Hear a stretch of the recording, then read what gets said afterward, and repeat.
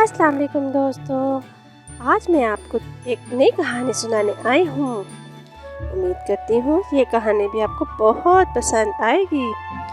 आज की हमारी जो कहानी है उसका टॉपिक है लोमड़ी और कौवा।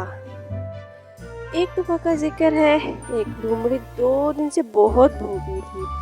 वो इधर उधर खाना तलाश करती रही। खाना तलाश करते करते वो शहर के करीब आ गई। अचानक ही क्या देखती है कि एक दरख्त पर एक कौवा बैठा है। उस कौवे के मुंह में एक साबुत रोटी है।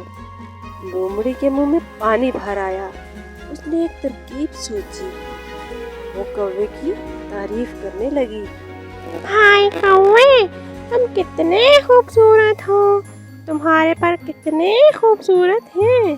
तुम चाहे दरियाए रावी में नहाओ, चाहे दरियाए झेलम में, तुम्हारे रंग एक जैसा रहता है। सचमुच तुम तो परिंदों के राजा हो, राजा।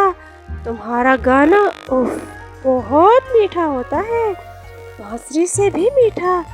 दिल तुम्हारा गाना सुनने को तरस रहा है।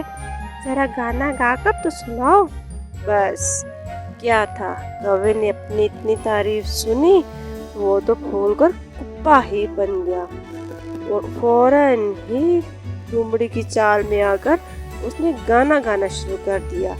जैसे ही उसने अपनी चोंच खोली, उसकी रोटी नीचे गिर गई। और जैसे ही रोटी नीचे गिरी, चालाक लोमड़ी ने रोटी उठाई और भाग खड़ी हुई और बेचारा कौवा मुंह तकता ही रह गया।